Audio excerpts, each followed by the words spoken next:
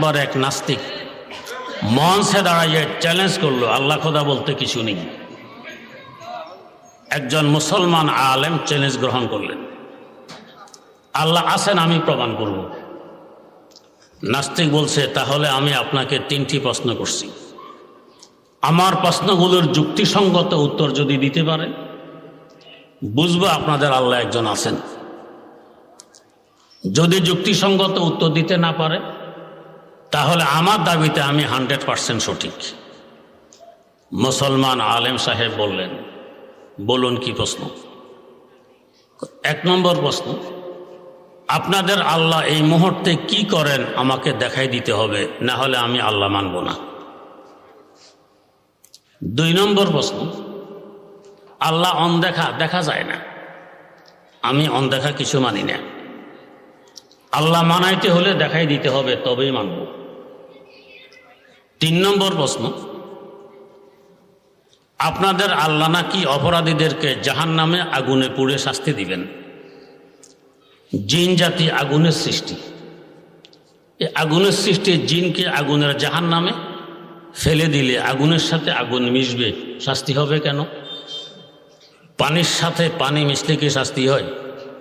বাতাসের সাথে বাতাস মিশলে কি শাস্তি হয়? আগুনের সাথে আগুন মিশলে শাস্তি হবে কেন?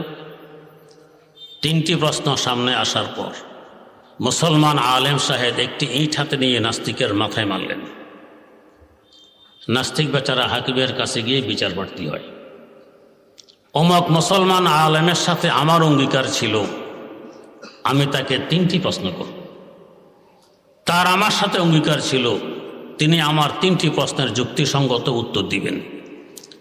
আমি প্রশ্নগুলো করে অঙ্গীকার পূরণ করেছি, তিনি আমার প্রশ্নের উত্তর না দিয়ে অঙ্গীকার ভঙ্গ করেছেন। এর পাশাপাশি আমার মাথায় ইট মারলেন, আমি এখন ব্যথায় মারা যাচ্ছি, বিচার চাই। কোর্ট থেকে সমন জারি হলো মুসলমান আলেম সাহেবকে হাজিরে দেওয়ার জন্য। তিনি কোর্টে যাওয়ার পথে যে ইটখানা নাস্তিকের মাথায় মেরেছিলেন হাতে করে নিয়েই কোর্টে উপস্থিত হলেন। সাক্ষী মুক্তির প্রয়োজন নেই, ইট নিজেই সাক্ষী। হাকিম সাহেব জিজ্ঞেস করলেন, আলেম সাহেব, এই ভদ্রলোকের আপনার সাথে অঙ্গীকার ছিল তিনি আপনাকে 3টি প্রশ্ন করবেন, ঠিক কিনা? হ্যাঁ ঠিক। আপনার তার সাথে অঙ্গীকার ছিল আপনি তার 3টি প্রশ্নের যুক্তিসঙ্গত উত্তর দেবেন, ঠিক কিনা? হ্যাঁ ঠিক। তিনি প্রশ্নগুলো উত্থাপন করে অঙ্গীকার পূরণ করেছেন কিনা? হ্যাঁ করেছেন। তাহলে আপনি তার প্রশ্নের উত্তর না দিয়ে অঙ্গীকার কেন ভঙ্গ করলেন? এর পাশাপাশি তার মাথায় ইট মারলেন, বেচারা এখন ব্যথায় মারা যাচ্ছে, কারণটা কি? মুসলমান আলেম সাহেব বললেন, হাকিম সাহেব, আমি অঙ্গীকার ভঙ্গ করিনি, তার 3টি প্রশ্নের যুক্তিসঙ্গত উত্তর দিয়েছি। কোথায় উত্তর? উত্তর আমার ইট মারার ভিতরে। ইট মারার ভিতরে উত্তর? কয় জি, তার প্রথম প্রশ্ন ছিল আমার আল্লাহ এই মুহূর্তে কি করেন তাকে দেখাই দিতে হবে।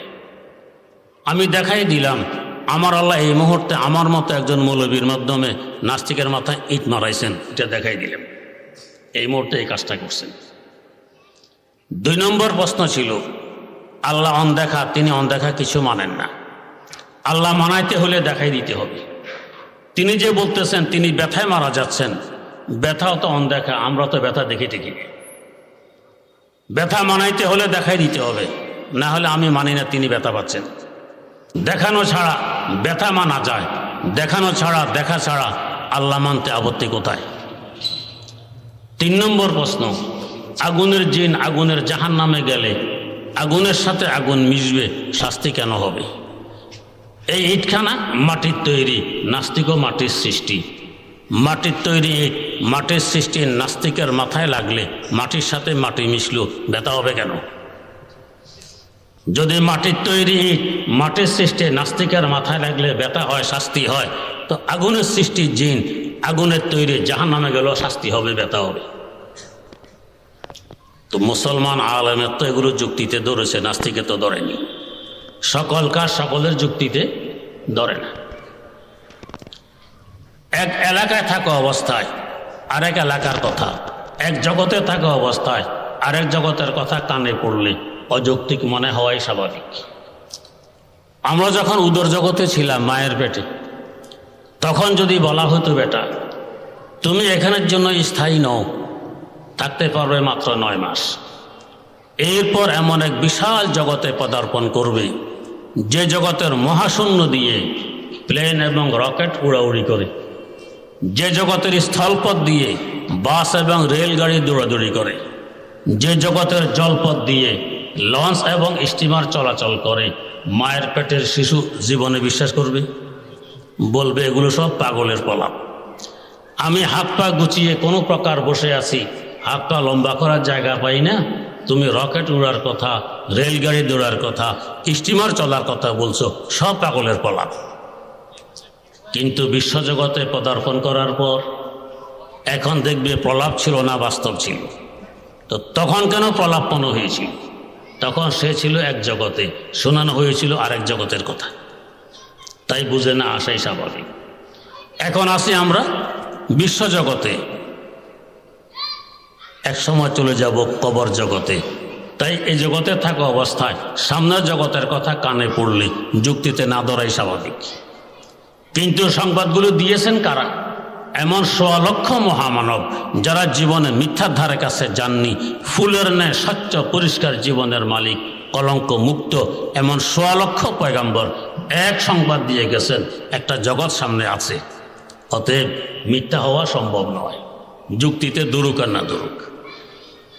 এক জায়গায় থাকা অবস্থায় আরেক জায়গার কথা কানে পড়লেও অযৌক্তিক মনে হয়। হাকিমুল উম্মত মুজাদ্দিদুল মিল্লাত হযরত শাহ আশরাফ আলী থানভী রহমতুল্লাহ আলাইহি একটি দৃষ্টান্ত দিয়েছেন। দৃষ্টান্তটি হলো, এক বেটা বড়শি ফেলেছে দিঘিতে।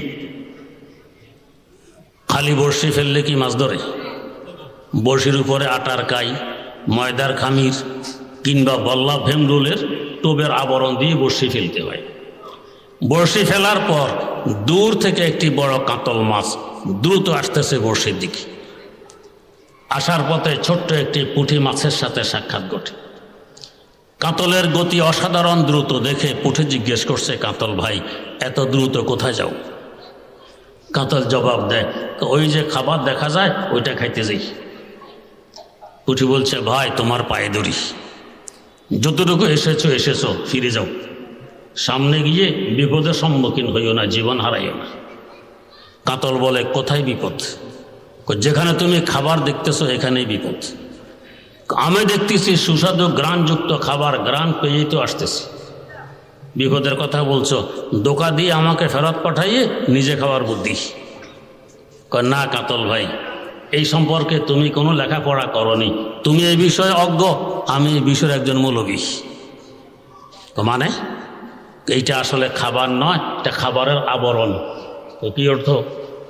আবরণের ভিতরে একটি লোহার বাঁকা কাঁটা আছে, কাঁটার এক মাথায় আরেকটি উল্টো কাঁটা আছে, অপর মাথায় সুতা বাঁধা আছে, সুতার মাথায় ছাট বাঁধা আছে, ছাটের মাথায় একজন মানুষ দূরে বসে আছে।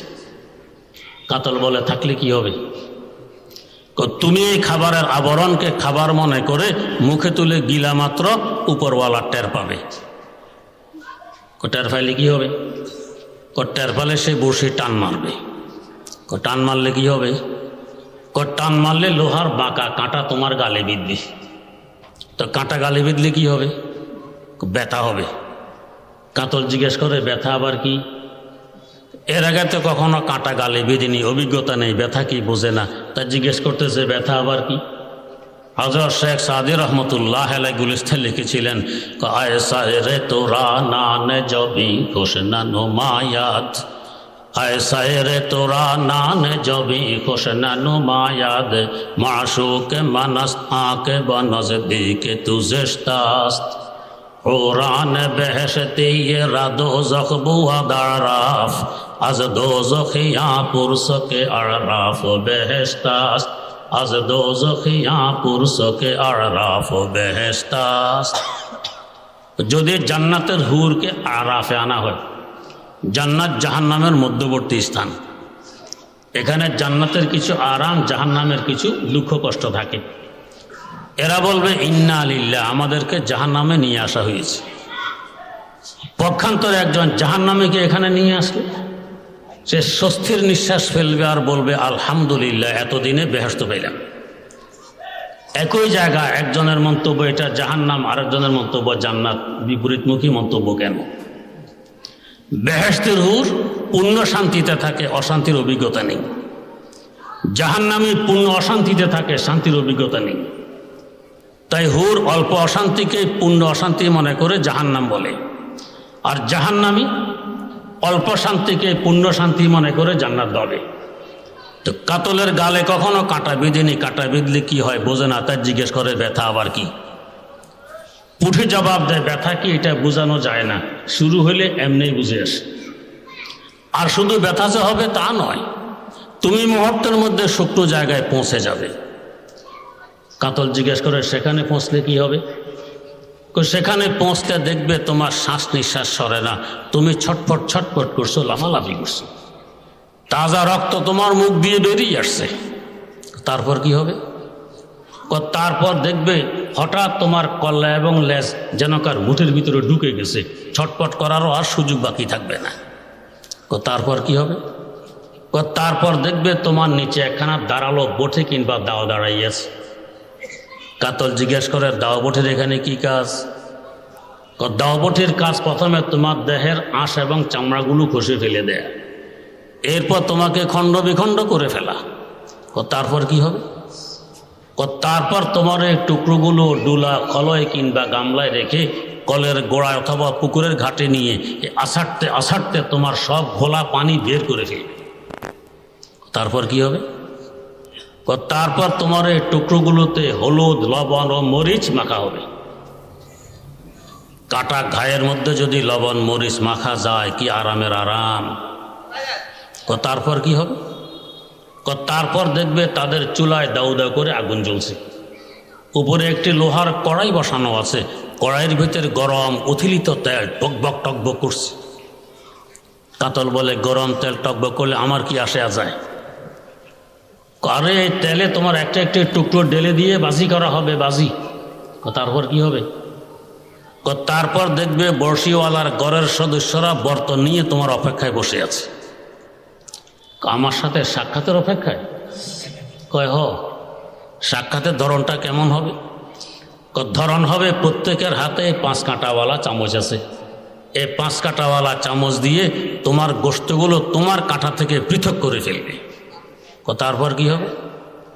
তারপর তোমার কাঁটাগুলো কুকুর বিড়াল চিবিয়ে খাবে, আর গোশতগুলো সদস্যরা চিবিয়ে খাবে, যাদের প্রত্যেকের মুখের ভিতরে 32টি করে লোহার ন্যায় শক্ত দাঁত আছে। তারপর কি হবে?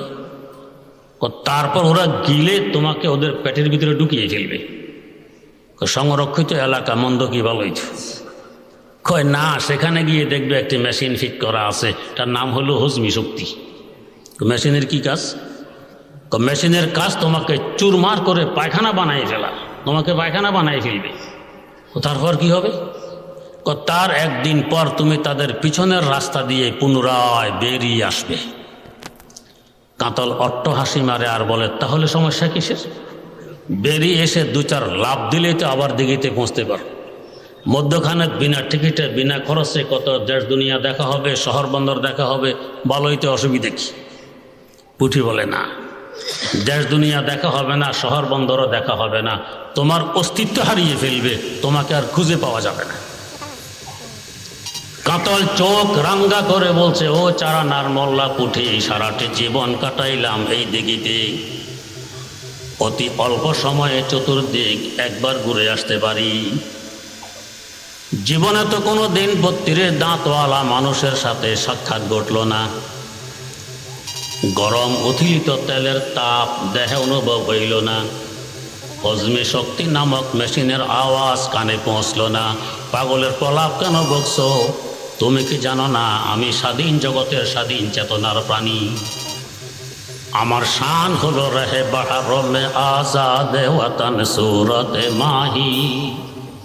আমার স্বাধীনতায় হস্তক্ষেপে অধিকার তো তোমার নেই, চারানার মোল্লার নেই।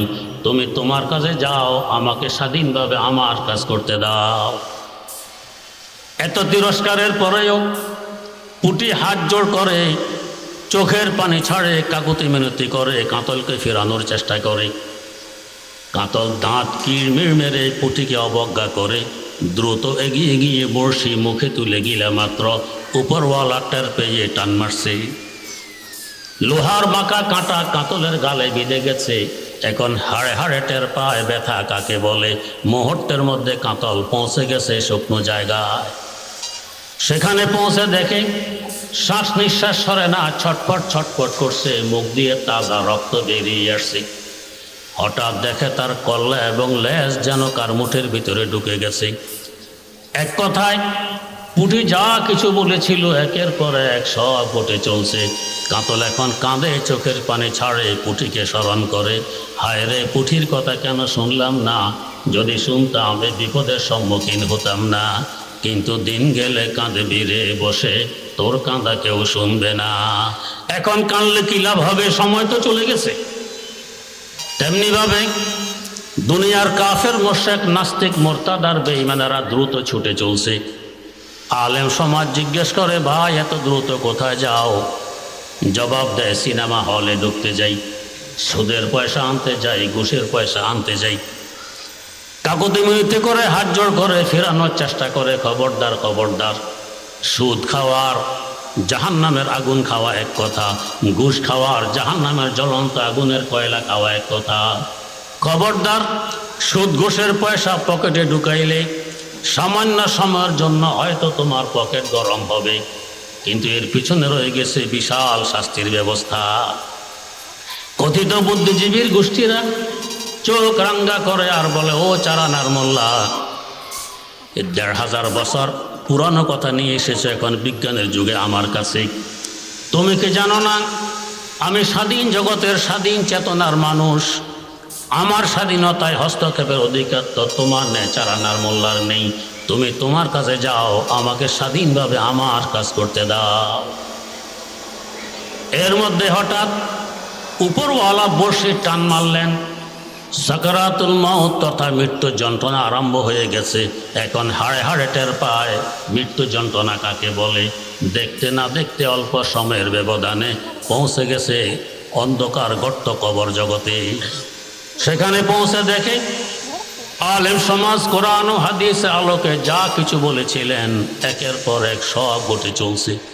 এখন কাঁদে, চোখের পানি ছাড়ে, আলেম সমাজকে স্মরণ করে, হায় রে মসজিদের ইমাম সাহেবের কথা কেন শুনলাম না, অমক হুজুরের কথা কেন মানলাম না, যদি শুনতাম আর মানতাম এ বিপদের সম্মুখীন হতাম না।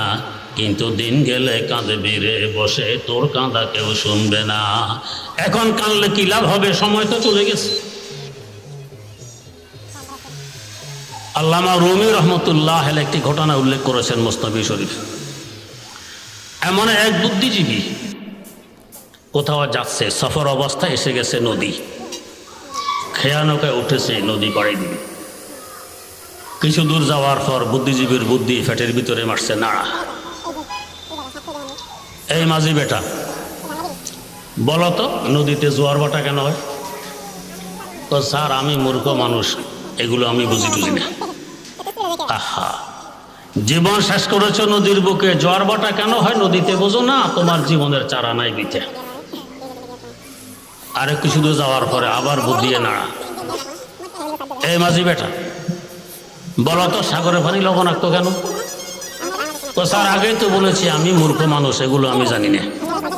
আহা, জীবন শেষ করেছ পানিতে, সাগরের পানি কেন লবণাক্ত জানো না? তোমার জীবনের তো আটা নাই বিছে। আরো কিছু দূর পরে আবার বুদ্ধি নাড়া। এই মাঝি বেটা, বলতো চন্দ্রগ্রহণ সূর্যগ্রহণ কেন হয়? স্যার জমিনে থেকে জমিনের সংবাদ দিতে পারলাম না, আকাশের খবর দিব। আহা, তোমার জীবনের তো 12 আনাই বিটা। এতক্ষণে নৌকা পৌঁছেছে নদীর মধ্যখানে। হঠাৎ ঈশান কোণ থেকে কালবৈশাখীর ঝড় আরম্ভ হয়। তরঙ্গের পর তরঙ্গ, ঢেউয়ের পর ঢেউ নৌকায় ধাক্কা মারছে, নৌকা হাবুডুবু খাচ্ছে। বুদ্ধিজীবীর চোখ এরকম বড় বড় লাল রঙের করছে।